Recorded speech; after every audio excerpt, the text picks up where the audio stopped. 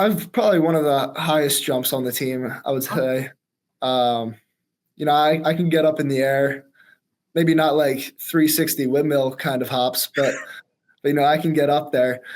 Yeah, I was gonna ask, what's your fanciest dunk you can do while you're playing basketball? I don't know. It's kind of been like a restricted area for me these last few months. Just heading heading into like last summer, I wasn't really allowed to hoop as much as I would have liked to. Welcome to Social Kick. We got the full crew. I'm Brian Lundquist. He's Dr. John Mullen. We got Luke Paddington, and with the Philadelphia Flyers jersey, Chris Guiliano. What's going on, dude? Hey, yeah, nothing much. Just having a pretty good day with classes. So really looking forward to sitting down and just chatting. Yeah, totally. Well, on the Philly front, are you an Eagles fan? I am. It's been a good week. Dude, the flex. I got one of my best friends is an Eagles fan, and when she bought a house, my housewarming gift to her was an Eagles flag out front, and man, she has like been watching the Super Bowl on repeat ever since the game. So, are you that gung ho? I mean, it was a total blowout, yeah. But I'm a Philly sports guy through and through. I think I've been a little more spoiled than like my dad and stuff. So, just being able to witness 2 Super Bowl wins, it's been awesome. Everybody hates Philadelphia, New York, right? But for this Super Bowl, they had a lot more Giants fans supporting you guys. It was really interesting because they did not want the 3-peat. Right. I mean, I think some Giants fans were kind of behind the Eagles just for Saquon. I want to thank the Giants for that. I mean, that was a great addition. No kidding. Jeez. I want to know what they're going to be like. How long is it going to take them to move through those truckloads of Bud Light? Because aren't they what day is it that they're turning Bud Light to Bird Light? And then Saquon, through his Bud Light sponsorship, got all the O linemen a truckload full of Bud Light. I saw that. Yeah, we'll see. Maybe by the end of March, I think they can get there.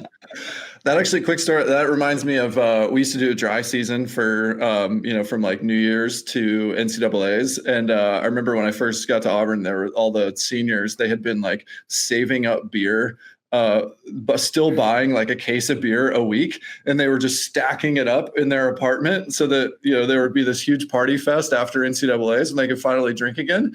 And by the time they could actually drink it, all the beer had been like sitting against a warm wall in the spring, and half of it was skunked by the time they got to it. They're like, "Well, this is done." That's a SEC education right there. That's right. Yeah. Actually, You're like, wait, that's not dumb. I think the UT degree is worth a little bit more money. Hey, Chris, we always ask our audience at Social Kick Swim on Instagram for questions for our guests. So we had a few for you. First, relative to your, more recent Speedo sponsorship, our pal Neophyto Shero wants to know, what's the worst part of hazing at the Speedo HQs? I think through those videos, just not being able to get any of my ideas out. That's probably been the worst. They've really shut me down on that front. But no, they've been awesome to work with. They've been really great to work with. That's good. Yeah. How's the goggle adjustment? Weren't you wearing arena goggles before? That'd be the hardest part, I think. Yeah, I was. Right before the Olympics, I was testing out the speed sockets and the hyper elites, just kind of seeing which one framed my face better. And I ended up sticking with the hyper elites, just because every time I wore the speed sockets, like they just didn't fit my face. So maybe I need to fit or like adjust the nose piece or something. But So what are these amazing ideas you have? I was just in anticipation for it, and I didn't get them. Yeah, I think we were just like marketing, like we were just pitching marketing ideas, like as like a joke for like the new country green colorway and stuff. Turns out, I mean, I actually had no idea. Like I had no ideas. The rest of them actually were able to come up with something like in an instant. I was really impressed by all of their creativity. Not a marketing brain, huh? What are you studying? Econ. All right, there you go. Yeah. No, I mean, it was coming to me. Just needed a little more time. It takes all kinds. You gotta settle into it. Find your spot on the team. But we'll We won't be surprised that Murphy's at the head of the boardroom. So I'll just say that. This one's Chris. This one's from Esther Yang, 2005. Wants to know about what's a good meal plan. What are you eating nowadays? Sometimes I feel like every day is almost like a cheat day, to be honest. But what are you, Lochte? No, but I try to keep it pretty balanced, like between. But I definitely try to get my greens in there. Just load up on the carbs. Definitely get a good amount of protein in there. I don't know. I just kind of. I don't want to say like impulse eating, but just making sure I fuel my body with the proper nutrition. Sometimes some days pretty heavily, some days not as much, but. Dude, it's Saturday morning practice and you just did a 2-hour session and you're starving. You can stop by and get a bacon and cream cheese and some fried eggs within 2 minutes of coming out of the pool, or you go home, you do your acai bowl, you chop your bananas, you get your granola. Which one are you going to do? It's hard, right? Meal prep is also a big issue for us. Sometimes after a tough Saturday practice, with Sunday to recover, I think I'm gonna choose like a greasy option there. Yeah, absolutely. But I've recently been on the ribeyes recently. Nice. So it's been a nice addition to the rotation at night. Cooked yourself? How do you do them? I prefer my steaks medium. It's really not that much work. It's not as hard as I thought. I'll just toss it in the pan. If I had access to a grill, I would toss it on the grill. But I remember going to a barbecue joint in Austin and getting schooled on. Listen, there are two people in Austin. There's rub, and there's sauce. Which are you? And you walk in and there's almost like two lines. You go the rub joint or the sauce joint. What are you? A rub joint or a sauce joint? For on a steak. Yeah, for barbecue in general. Yeah, just in general barbecue. I'm probably more of a sauce guy when it comes to barbecue. I think when I was younger, I preferred like the dry rubs and stuff. But yeah. But I think as I've matured, I think I've kind of drifted towards the sauce. I do miss having I think having a signature dish would for parties, Super Bowl parties and stuff like that. I've always used to make these King's Hawaiian like sliders with a bunch of different types of meats on them whenever boys would come over to my house. But I really want to nail ribs. Like I think it's a trial. A lot of trial is needed before I can nail it. But I think that like having a signature rib and being known for something that you make and having that be it personally, like I would love that. So. I went all out for the Super Bowl. We had the guys over at the house. I made like 3 tins of buffalo chicken dip, made some jalapeno poppers and like this like candied bacon cracker. It was pretty good. It was pretty solid. So I think one thing when I'm older, I'll definitely want to get a smoker. Yeah, hell yeah. Ribs are great. That's for sure. I've been doing more sous vide ribs lately. It's just so easy. You put them in the, put everything together, vacuum seal it, throw it in immersion bath, and then finish it off in on the grill or something. But it's hard to beat smoked ribs. Just takes a little more time. It is. Okay, this next one's from Coach Carlene T. Wants to know best gear trade when you've been on a U.S. national team trip. Are you trading any of that swag? I traded. This was 2023 Worlds. I traded a T-shirt with Rafa Miroslav. I traded a T-shirt for like a Germany polo.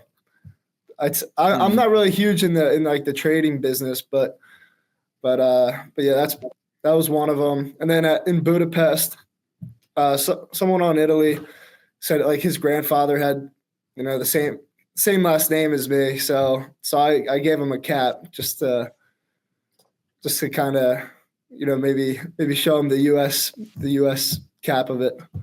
You know what I was just hearing recently was that NFL players, whenever they do jersey trades after the game, that they have to pay for those jerseys, and the jerseys are like $600 a piece. Really, I did not know that. Yeah, they have to pay to replace them. Are awesome. Yeah. Interesting. I'll tell you a story about trading. You go trade with like a tropical country. So I'm from Trinidad and Tobago, and when they give you kit for the Olympics, they give you kit as though you are Denmark or you're Germany. So people in Trinidad, they don't need these, but it's nice. I mean, it has Olympic stuff. So you want to trade, you want to get stuff. They're happy to give away the warm stuff from the Caribbean. Yeah, that's nice. Barbados. Yeah.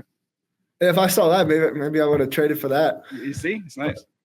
But one thing I kind of regret was all the pin trading going on at the Olympics. I didn't do any of that. So maybe, hopefully for next time, maybe I learned my lesson. Yeah, when I was at World Champs with Team China, Sun Yang was like, John, you got to ask Katie Ledecky to trade warm-ups. I'm her number one fan. And I'm like, okay, I'll ask her at the end of the meet. All right. She's got like a million freaking events going on. And I go up and I tell her, I'm like, hey, Sun Yang's number one fan, big fan. Do you mind changing or trading warm-ups? She's like, yeah, bring them tonight. Ends up, he doesn't make the 4x1 free relay. Skips going to finals, rents out a cruise ship where we do karaoke and drink all night. And I'm like, oh, I guess I'm never exchanging this warm up with Katie. Sorry. So, Katie, if you're listening, I apologize about that. You have to let her down easy next time you get a chance to talk to her. I know. Jeez. All right. That's an audience question we got here is from Kevin Son wants to know how many undies off the 50 free?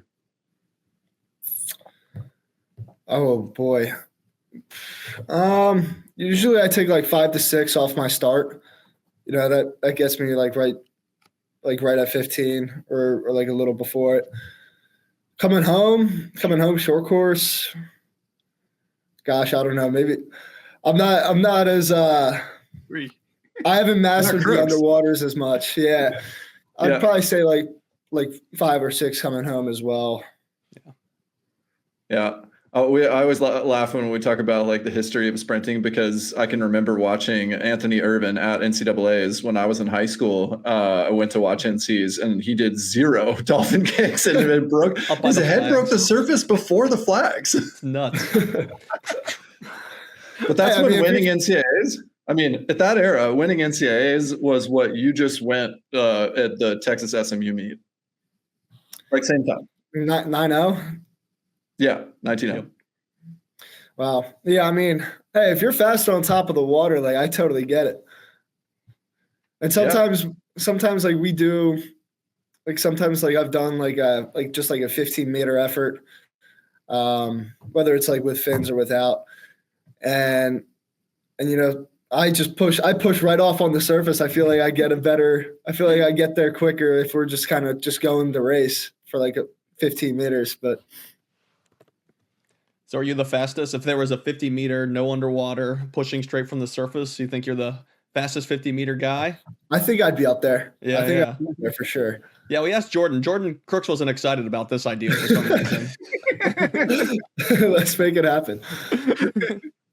What happened to Vlad Bukov, though? He would be really good at that, too, at least in his prime. A couple years ago, it was flying. Yeah. He's still pretty young, so yeah. But yeah, he definitely had negative underwater skills, so that'd be good for him. Yeah. Yeah, it was one of those who were like gifting everybody the first 15 meters and then playing catch up. All right. So before we hopped on, we were talking about podcasts because we're on a podcast, but we also like to listen to podcasts. So what's on the top of your podcast list right now? That's the thing. Like I don't really like listen to podcasts a whole lot. Like I'll go down, I'll try to find something interesting through like Joe Rogan, or if I'm just kind of like feeling like more comedy, I'll go to like this past weekend, Theo Vaughn.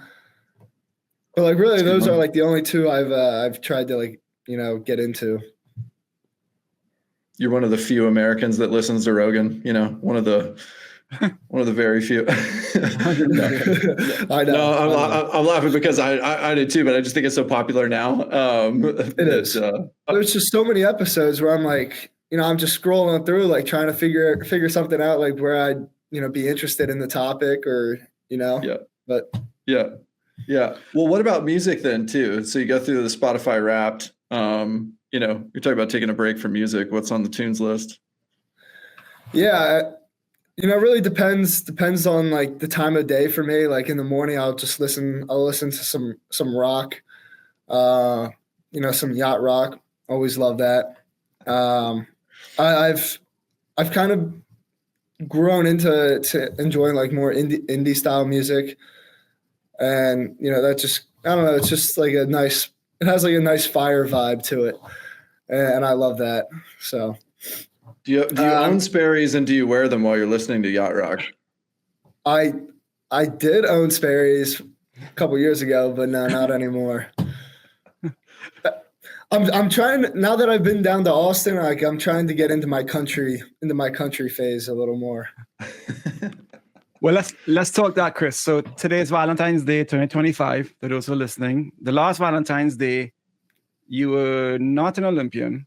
You were shoveling snow today. You were in a different conference.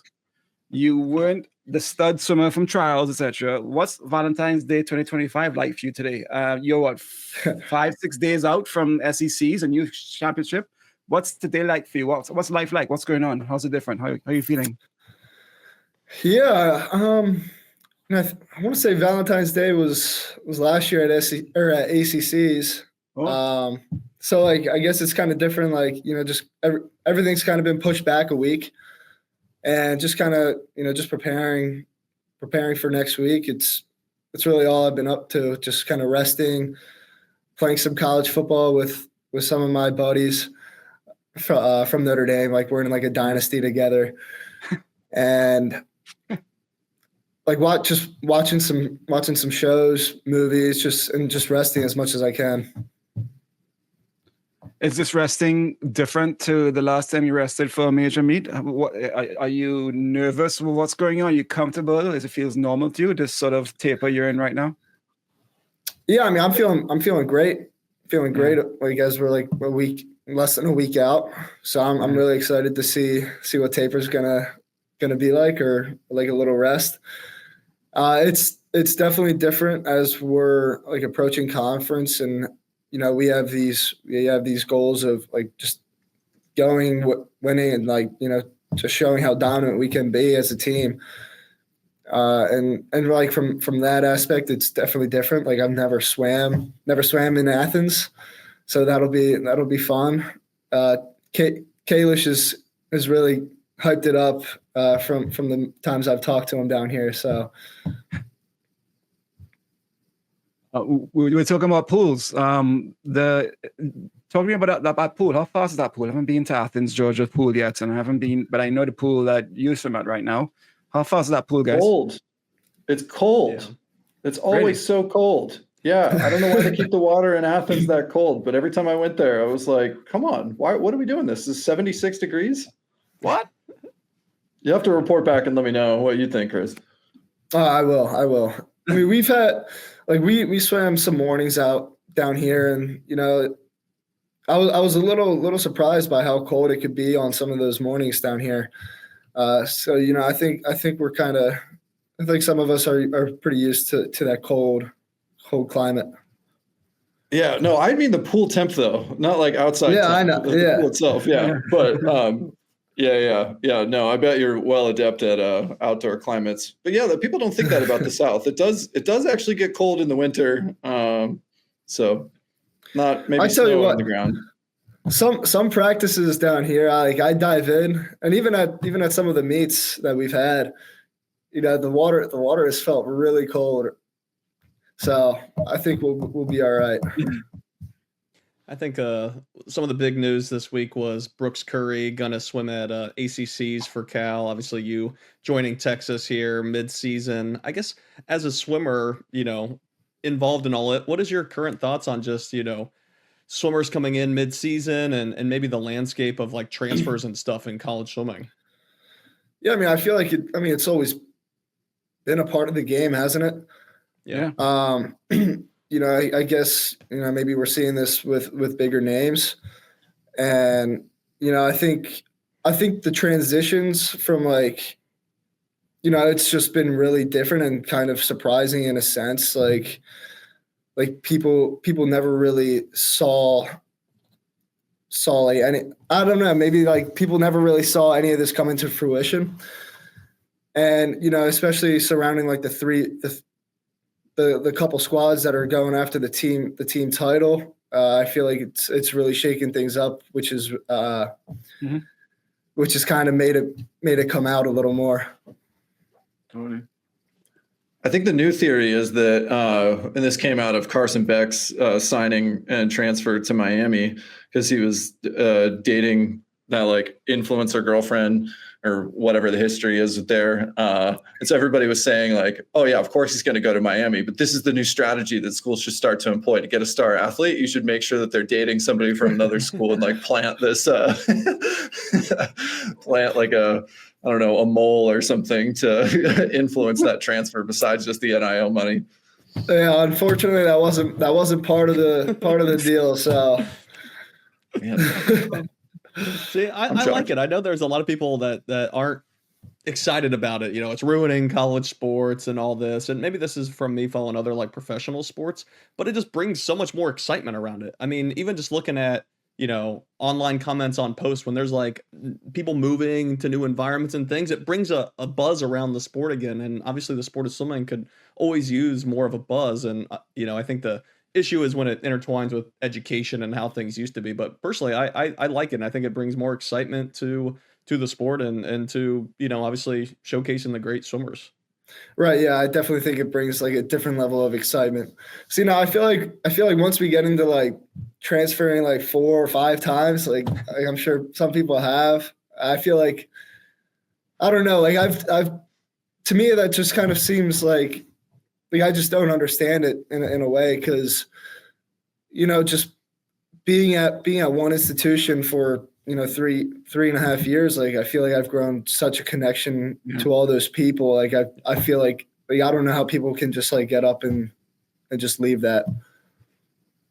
Yeah. There's so many other things to it. It's not just, I think it's easy to look at the outside and think about it like a free agent for, if it's a sport, you just think about the sport itself and you don't think about like all the interconnectedness and like, in pro sports, it's, they talk about, oh, it's like, heart of my family. If I've been here and my kids go to school in this neighborhood and we got to make a family decision whether or not we, like move the whole family or they stay in the city where I used to play. So it's less disruptive and stuff like that. But with college, like, you're enrolled in school, there's classes and coursework and a whole bunch of other stuff that you got to, take that comes as part of the package deal, right? Like you got to make sure that, whatever line of study is available at the new school or, like just kind of reorient yourself around that. It jumbles a whole lot of other things besides just, where am I going to train? Do I fit in with the coaching staff? And so, I mean, other elements I could see like the frequency would be crazy. Right. Now, like surrounding like this whole college like landscape across all sports, I guess like, athletes finally have a seat at the table. And, I think that does like, that's a great proponent, across sports, just like being able to capitalize, on their popularity, stuff like that. I definitely, I don't know if this is where the NCAA saw all of it, becoming, but that's probably a whole different story. But I think it is great for people being able to capitalize on some of like their achievements and what they want to do. Exactly, Chris. I was going to say swimming's a little bit different because it's not. Yes, the coaches and the teams are trying to recruit people to get them to swim and to win a championship and do that. But at the caliber you're at, Brooks at, it's their decision that they made based on what they think is best for them right now, what they needed based on what they had just done, or what they need going forward, personally, professionally meaning in swimming. So yes, they realize that they jumping on can get more points for this team they're going to join, and it'll help. But you don't get paid to do that. In fact, you have to go to school and do classes to do that. So it's a real individual decision, and I think it's what's best for them. That was definitely a factor for you, right? Making such a massive change. You uplifted your entire life, went across the country for it, to do what's best for you and to make yourself happy. You want to talk more about that, the support and the guidance you had of your family and your friends to make this big shift, to move away from that dynasty football team up in Notre Dame? Yeah, I mean, I'm excited to see what they're going to be able to do these next few years, especially after the year that they just had. But yeah, I mean, I wouldn't say I made this decision solely based on finances Right. and whether or not I felt like this was the best place for me, to continue my growth as a swimmer and as an athlete, and join a great group down here. So I feel like everyone's kind of in a different position as well. Like everyone's in a, I feel like my situation was very unique. I'm sure other people have been put in a very very unique situation as well. So exactly what you said is if that's what they feel is like best for them, I think that's what is right. Exactly. And talk to us about what the training and things have been like. Like you said, it wasn't just obviously a financial decision. There's so many other elements, but I assume one is, training and Bowman and that new crew being there. So how has the training been with you being there so far? Yeah, I've loved it. It's different from what I've done in the past. There's been some challenging practices coming in during winter training. I mean, that was definitely a tough transition period. I know all the guys were kind of used to it, used to the style of training with Bob, but the coaches really eased me into it. Like the first couple of weeks, just kind of making sure that I'm right. Just not going from however many yards I was doing straight up to 8Ks over winter practice. But no, it's been a really fun transition with the guys and I think because I'm split between Trevor and Bob, and it's just been a great change of pace through the groups. So. All right. So what's something that's different? Because Jillian Cox came and she starts training with the guys. Simone Manuel tried back in shape and she swims at 200 IM. And she's like, what's going on? What about you? Is there anything that was out of the ordinary that you've done in the last, 2 months? Like, I haven't done that before. That's a different situation. I feel like the body of work that we do is similar. Yes, the volume might be a little more, but it's really nothing that I'm not used to. Except I would say the rest intervals are definitely shortened from what I'm used to. It's just in between sets and just kind of regrouping after a set, whereas we can really rip through a practice in no time, So I would say that's kind of been the biggest difference for me. And yeah, there's some warm up, some warm down that can really takes a toll on my body. I'm not gonna lie. So sprint warm up and no social kick. That's what you're referring to? Yeah. There's been a little more social kick recently, but hell yeah. I think we had 100 social kick today. So oh, nice. Sick. Who are you training with? Are you training with the world record holder sometimes, and then you're training with the spring team sometimes? Who do you train with mostly, and then where do you go the other time? Yeah, like I said, I'm probably 60-40 with Trevor. Yeah, and I mean, we have a great group. But whether it's, there's just so many names you could throw out there. Luckily, I'm not part of Coach Eric's group, the distance group. I don't know. Maybe that'll change. Maybe down the line. I don't know. I doubt it. Want that? But we'll see. I don't know. Don't even tease it. Yeah, I don't even want to speak tease that it. into existence. But you go going across the pool deck and there's just so much talent. Yeah. Across the board, and it's so fun to see how these guys operate, and how they're able to train. It's fun being able to look at these guys and keep up or pace with them as well. So yeah, Yeah, one of the things I think is so fascinating, kind of doing some background on you and understanding where you've come from is the progression, not only across like all of your events, but especially at the 200 distance. Like, it was just so wild to me to see where you were a couple of years ago, like 2.5 years ago, not having broken 150 long course, and then you win the Olympic trials in 145 low, and it's like, holy, like, how does somebody make that kind of a time drop? And now here you are at what I would think is really 200 freestyle you, even though Cal might have a bone to pick with that since they won that relay. But I, as a outside observer, am excited to see like when you get in the mix with the type of guys with Hobson and Carson and everybody who's come through that program is there racing 200 freestyle, like where that can take your swimming, because it seems from the outside to have been like a real catalyst. Right, like Luke got me at trials, and it's been so much fun to just train with him on some of these sets and just kind of go head to head.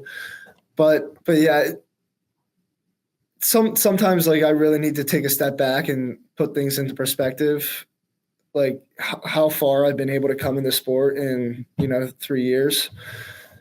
And like you said, like I was terrified of the 2 free long course.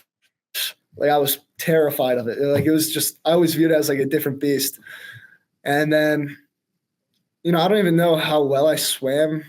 I don't even know what I went at. Like, I think it was the 2022 US or I want to say it was the 2022 US Open at the end of December. I think I swam it there. And that was kind of like the first time where like I wasn't like terrified of it.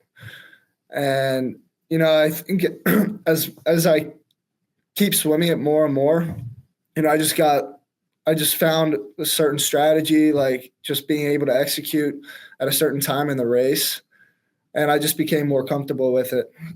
So something like that, and just kind of realizing my strategy through certain races, it's been really helpful for my progression. But Chris, that's what I was going to ask you, because it's more to that when you drop 4.5 seconds. In swimming, you improve when this gets fixed, or this gets fixed, or this is happier, or your surrounding is in a better place.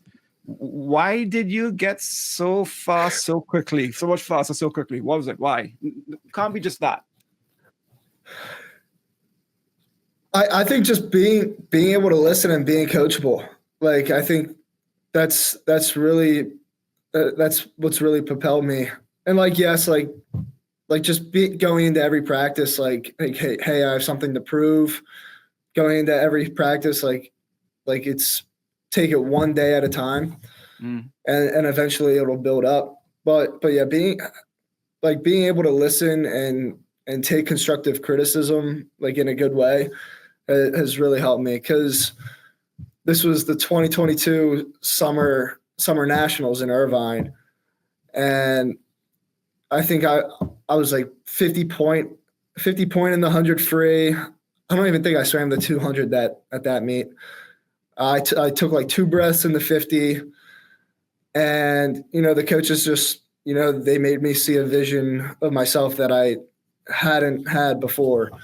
And they just, they were able to, they did a great job in developing me, and I really thank them for that, because, I wouldn't be in this position without them, and having them realize my potential. A lot of sprinters, and we'll throw you in that category, even though you're more versatile. But like you said, need to get comfortable with that 200 free long course, or kind of have that fear. And you mentioned needing to, maybe learn how to swim it and when to go for it. So after watching your race, I have an idea on how you swim it. But why don't you talk us through your race strategy in the 200 free, specifically at trials? Yeah, I mean, through the rounds, like I wasn't really that consistent. Like I want to say I was 47.7 in prelims, and then I got down to a 47.0 in semis, and I squeaked in, I'm pretty sure. And at that point, like swimming out I was lane 1. Mm-hmm. I feel like I've had great history in lane 1, but but I just went into it like I have nothing to lose, and 6 people would likely make the team. Like, I felt like there wasn't going into that race. I was like, I think I'm capable of getting definitely top 6 in this race. If I'm there at the 100, because I knew I was going to be out. I knew I was going to be first to the wall at the 50. But I knew if I was there at the 100 and like I didn't lay off the gas too much, that I was going to be able to bring it home. Because like I know many of those guys really turn on the jets on that third 50, and I think that's one area where I can improve. But once I hit that 150, I was just telling myself in my head like this is 100. This is like 100 mode from here on out. Like I just had to find another gear and to get my hand on the wall. Yeah, watching that race again, it's kind of crazy because I guess when I've seen this sort of thing happen before, there's a few races that are influential when you have that like outside person doing it. I feel like there's one case of seeing Irvin do it. There's one where Colin Jones has done it. Even like Torrey Husk, some like outside smoke in some races. And, oftentimes when that happens, it's somebody who's like out and then nobody ever sees them, and they're like hanging on till the end. And that's what I remembered about that. And then when I watched it again, I was like, oh my God, they all caught you by 150. Luke moves through the field, of course, but like the rest of everybody else who was in the mix right there, Kibler, it's like Kieran, and then you emerge in the last 25 meters to pull away from that group. And obviously like you're a tall guy and can finish well and get your hand on the wall, but like those guys are too. So I think that's what surprised me the most is your ability to have top end elite level speed that you can leverage at the front of the race and yet still kind of work through the journey that is a 200 free to also have the closing, capability that you showcased in that race. Like that's obviously rare, which is, why, nobody's, it's been a long time since anybody had the range to, do 50 to 200, but just crazy. Yeah, thanks. Like I would say, like coming off of that last turn, and not because I couldn't see them on that last 50. I was breathing to my other side, breathing to the wall and to the crowd, and maybe like seeing the crowd kind of helped me finish that a little bit. But no, I think it was really great to not see them on that last 50 and just like, because once I entered that 100 mentality, I was swimming my own race. How did you get your body to respond to that mentality for that last 50? It has to be in the training. There has to be some sets you did like, oh, I remember this. Let's tap into this and my body was ready. Is there a set that you said it prepared me to bring it home that last 50 with my 100 mentality? Yeah, I feel like most of my training was geared towards the 100. Yeah. But like every time we did efforts like off the block, whether it be like I think like every Saturday, like we were going efforts, and I would do a 150 and a 75, like the 75 to kind of to mimic the 100, but then the 150 to just kind of get that 200 feel. Obviously without that last 50, but I think just like telling myself that like during those efforts that I had. Like I could have went another 50, like during those efforts. Like if I did a turn and I pushed off the wall, like I could have brought this home. Mm-hmm. I think that really helped me into the race. You mentioned coachability, and I think having a growth mindset is getting more and more popular, especially with like learning motor skills and continuing to get better. So what things do you feel like you do well to be coachable, or that you consciously do? And what advice do you have for, younger swimmers on how they can be coachable? Yeah, I would say, some of my best practices have come during like recovery days where we're just kind of like, flushing everything out. And, I really took the time to apply some of the things that, they were telling me that could be better. And, I really applied that, into those slower days, which then kind of progressed into like like the faster effort kind of days. So just kind of like taking it like and progressing it, I think like really helped me like through that application. And I would say as I've developed, I've kind of grown more aware of what I'm doing right and what I'm doing wrong. And I think just kind of being like self-aware of what I'm doing, and then having like a coach kind of like, also emphasize that it's like, I know what to do. They're also telling me what to do. Like clearly something's wrong about it. Yeah. So like I got to figure out a way to improve this. Chris, not many, as Brian said, not many Americans have done what you did, being an Olympian in the 50, 100, and 200. And I don't quite know how to identify you. Are you a sprinter? Are you a mid-D guy? Are you a freestyler?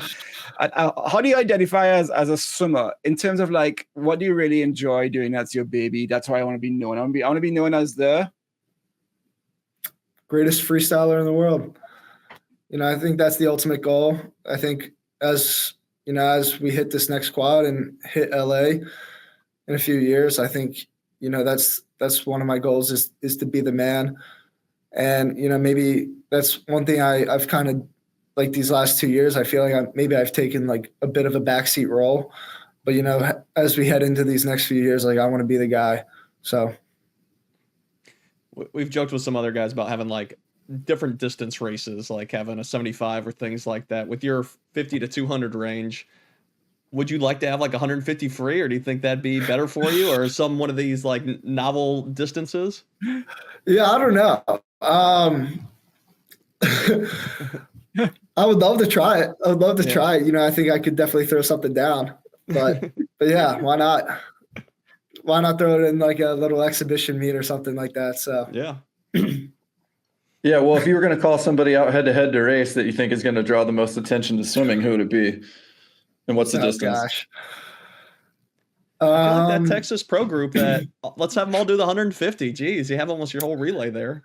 Yeah, I mean, seriously, gosh, like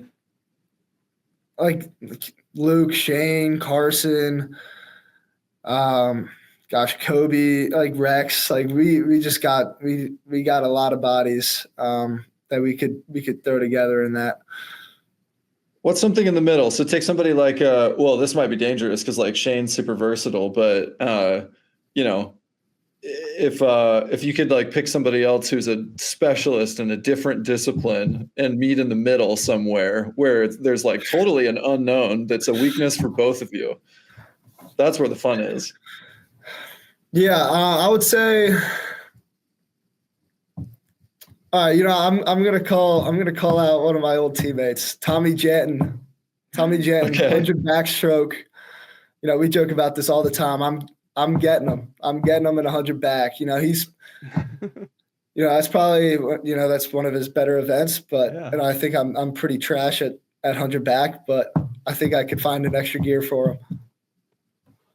Brian does these really nice write-ups to prepare us for the guests, and he has all your results going back 3 years, 4 years.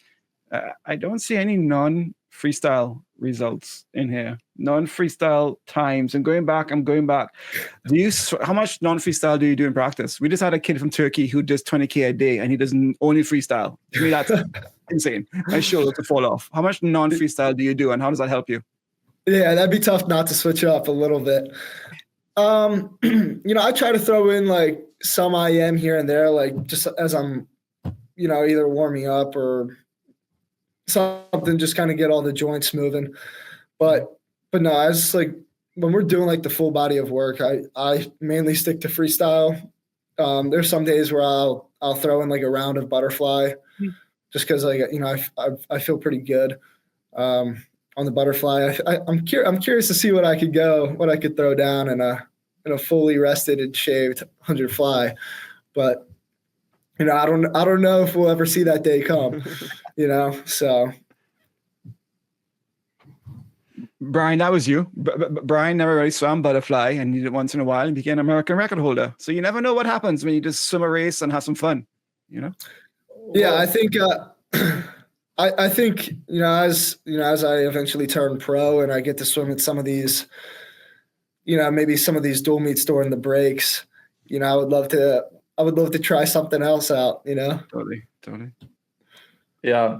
Yeah. I mean, it's fun to think about. Like I've shared before on this show that I always thought the 200 back was one event that I never got to swim, short course, that I would have been pretty good at, but it just, opportunity never arose. It was never going to take priority over doing the 100 free or, some of the other hundreds of stroke. But it's also funny where some of those things come from. So like I rotated different events, freestyle, like 200 freestyle was my best in high school, ended up being a sprint freestyler with like, a hobby of doing the 100 butterfly. And then one day during my senior year in the fall, we're just like doing 25s fast all out, some runners, some from a push. And we were mixing up like do them on your back, on your side. And I did some on my back and I was going really fast on my back. And I remember David Marsh going, do that again. Let's take a look at that. How about we do the 100 backstroke at the next meet? And then, I made NCAA finals that year in the 100 backstroke, not having done it before. And I'm like, oh, like, who knows? And that's one thing I think is kind of fun is just like, the continued exploration of playing around in the water, trying to figure out like how to move your body efficiently through the water and what works with your body versus other bodies. And, and then like the fun part is how does that apply to racing? So I don't know, is there anything for you that comes to mind that you've discovered as you've kind of navigated this career progression on like what works really well for you, or maybe even some things that surprised you, like skills that you had you didn't even know? Gosh. No, that's a good question. I never really thought of that. I would say,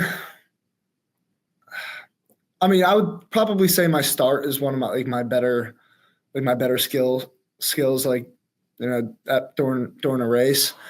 I think I get off the block really well. And I think I have a pretty quick reaction time there, but,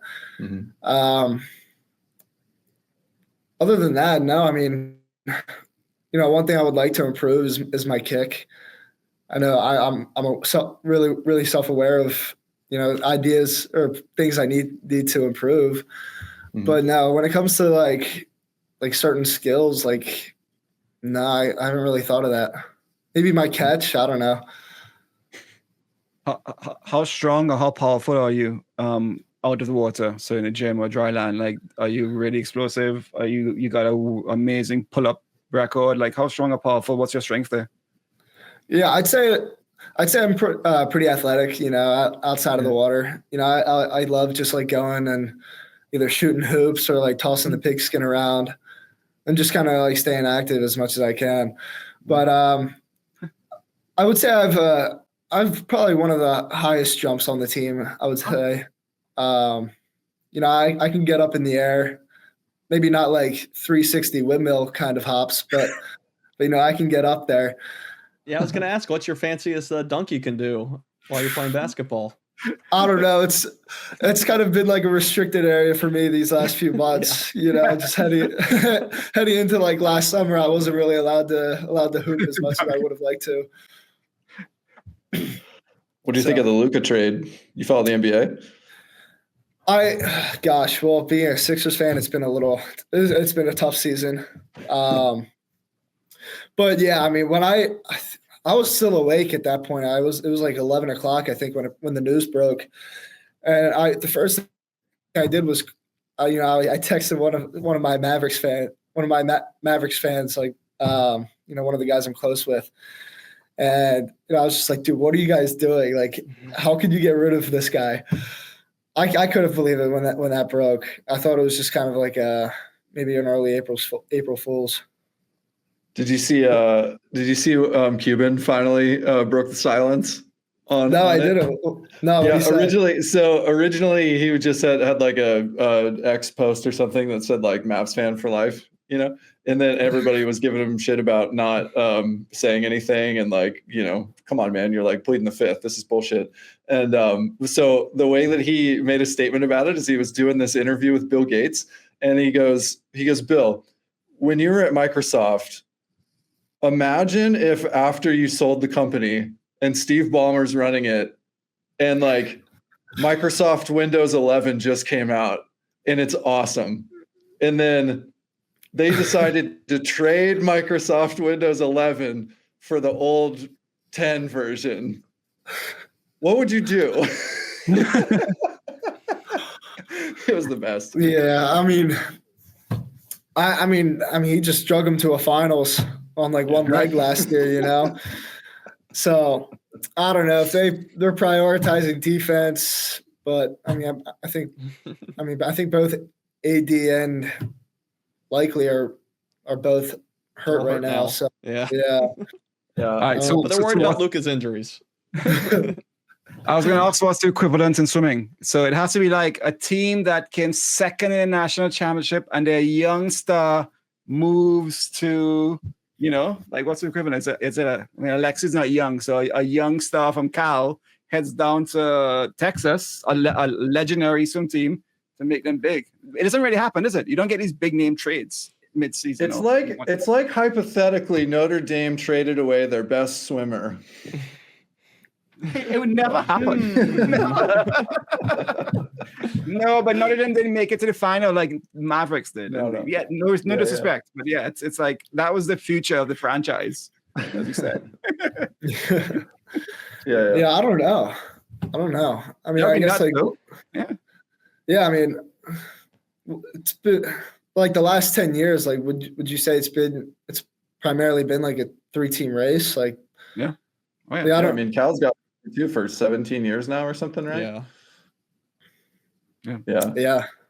Not much parity. I think that's one thing that's hard about swimming is there's just not much parity. And I think some of like the size of the teams too, like the rosters, because you know, track and field, I feel like you have it's a little bit more parity, but I think the model is still that you have 8 people who score in track or something like that. So I think it's like much tighter. And so a few people can make a much bigger impact. The example would be Marshall. Sorry, go ahead. No, I was just gonna say like relating to like the parity and stuff, like, you know, you get these teams who have, you know, they can go full 18, you know, to NCAAs and stuff, you know. And like, yeah, certain guys on like other teams like might be able to make a huge impact like on like a smaller team. But I mean, it's really tough to compete with depth. 100%. Yeah, I just want to thank you as a Purdue alumni that you didn't go to IU. So thank you for that. You're welcome. I mean, yeah, I was right down the road. But you knew better though. You knew better. So good job. You really would have lifted their diving program for sure. Yeah, definitely. With those hops, man. Yeah. Gosh, I did like a 3-meter back dive, and it wasn't pretty. It was good. Like, you know, I didn't flop, but it was pretty good. So we'll see. Maybe there's a future there at some point down the line. But no, I mean, I already went to the best school in Indiana. So, oh man, shots fired. Well, if football's any proof, that's definitely the case. Yeah, no room to talk there for sure. Yeah, but, basketball is where it's at. Come on now. I'm thinking more about swimming trades, and I think like too bad ISL couldn't keep going. And what a swim like the Luca trade would have been like. It would have been like, I don't know, trading Grievers for someone coming up, or someone that's like a young older end but still performing well for her. I don't know about Marshawn, but you know, someone coming up. It'd be so cool to see some trades in swimming, especially with, you know, how you would try to value people. It'd be very interesting. Do you know, like, were trades allowed, like, when the ISL was a thing? No one knew the rules. Come on now. No one knew the rules. Hey, I'm still rocking my LA Current shirt here for you, Luke. All right, Luke got me that shirt. So, hey, there's still a couple ISL fans out there. Yeah, I would have loved to, like, you know, to experience that and, like, be a part of, like, a roster like that. You know, I think that would have been really, really cool to experience. Yeah. Blockbuster trades. I love it. We need fantasy swimming. That's what we need. Get a fantasy swimming league. That's what we do. Then move on. Next. I think it exists. Aren't there some people doing it? I think they're already doing some of that. Yeah. They tried. It wasn't so good. I don't know. It could be improved a lot. How do you score it? How do you score that? Yeah, exactly. Yeah, I think there's like fantasy golf. I think it'd have to be similar to that, where you like pick people, and it's more or less there's like betting lines of who's gonna win and things like that. But Are you a fan of the new indoor golf league? No. Have you seen that? No, I'm not. Yeah, I'm not a big fan of golf, seems- but I I've watched a seen few it. minutes. It was bad. So in it seemed like ESPN, they were forcing it quite a bit. Yeah. I don't know. I like the idea though of doing something different. So I think at least I support that, like the underlying premise of maybe there's an audience here. Let's go test it. But I don't think it's going to have any traction. We'll see how Tiger's brand Sunday Red does too. Oh, that's right. Yeah. I think they got sued by Puma. Is that lawsuit still live? I'm not sure. I don't know. They have an argument about does Puma own all cats? I don't know. It's a weird one. Branding. Not to the econ guy. We won't talk about it. Chris, we got a few rapid fire questions for you. All right, let's do it. What's the hardest race in swimming? Mile. Definitely. Olympic gold or world record? Olympic gold. In what event?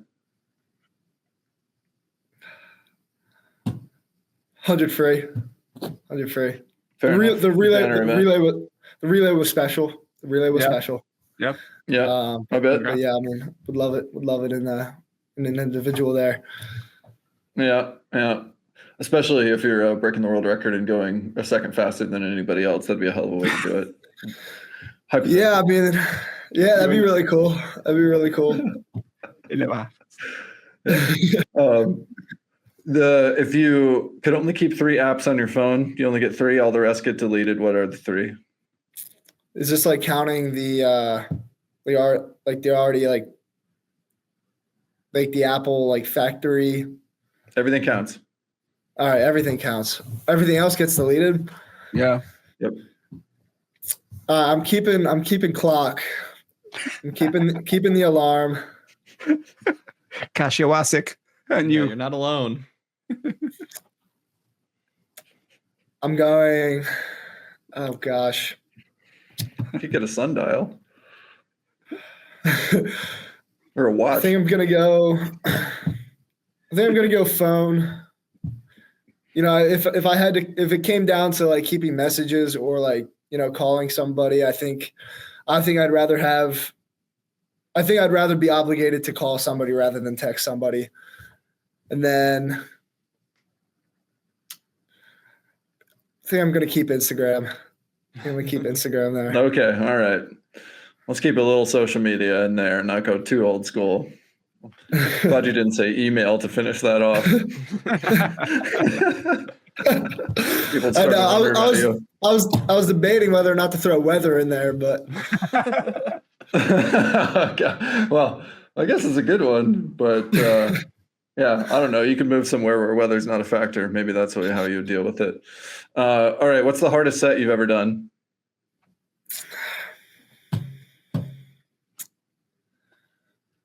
oh boy. I would say this was last year. We did right before training trip or right before winter break. We did 15 150s. I forget what they were on. I mean, I did them all freestyle. I was dying. You know, I think I started first in the lane. I think I eventually, you know, I let 2 guys go in front of me. I was like, you guys could take lead here. And then at training trip same year, we did like 48 100s. The first I wish I remembered this, dotting the I's and crossing the T's, but it was like 48 100s and 35 of them or like 36 of them were like rolling IM. So we're like, you started out like going like free, back, breast, free, and then fly, free. That was really bad. That was long course. Sliding IMs. That was long course. Terrible.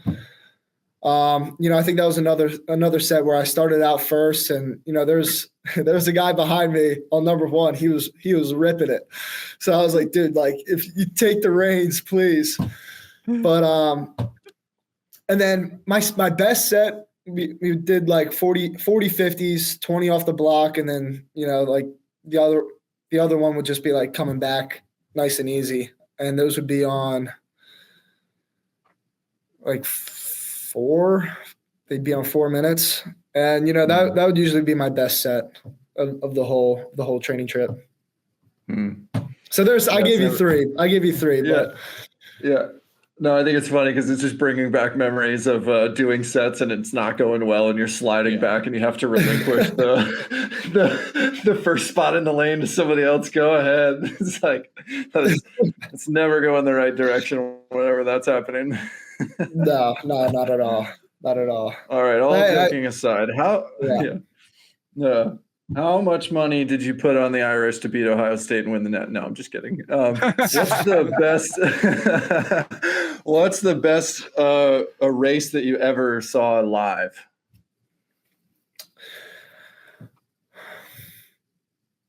I'm gonna go back to the mile. The mile at 2023 Worlds between Bobby and Hefnaoui, like that was, and then obviously this year, like both of them probably are in my top three like races I've ever watched. And just like seeing what Bobby was able to do this summer, like that was so special. But like, and like the race from last summer, like that was, as a spectator, that was really cool to see it come down. They were with each other the whole race. To see it come down to like that final touch was incredible. Yeah, definitely. Yeah, hell of a race. And I think even though I'm very partial to sprinting, I will admit that miles can create some good drama, and we don't always have that kind of build throughout the race. So Hey, I'd be ashamed if I didn't mention the 4x1 in 2008. Like I've watched that so many times. But Does you got one of your boys who's doing his best Jim Nantz impression or whatever? Unbelievable at the end. Oh, that's so crazy. All right, well, you already gave it to us on how much you've done Social Kick so far, but how much you got until SECs? How much Social Kick or? Hell yeah, that's the only thing we care about, man. How much Social Kick you doing? I don't care about taper, training. All I want to know is I don't know. Grabbing the board. Yeah, I mean, gosh, we'll leave Sunday. So between this afternoon and tomorrow, we'll see. I don't know. I don't know what's in store for us either tonight or tomorrow, but I'm sure we'll get some in. I hope we get some in there. Sick. Well, I'm sure you will. It's that time of year. If you don't, something's wrong. Keep on resting. Excited to see you race. Good luck at your first SECs, man. That's gonna be great. I'm super excited, and to be a part of a squad who has championship goals. It's it's something special, and to go through it with these guys, it's incredible to be a part of. Yeah, for sure. Well, we're looking forward to watching your race. You're welcome back here anytime. Thanks for sharing the time with us, man. Pleasure to get to chat with you. Hey, I really appreciate it. Yeah, this was awesome. Thank you so much. Awesome. That's it for this episode of Social Kick. We'll see you next time. Hey, everyone. Thanks for hanging out with us. If you enjoyed this episode of Social Kick and you'd like to see more, subscribe to the channel. And we love talking swimming, and we'd love to talk about swimming with you. So leave us a comment, and we'll see you next time.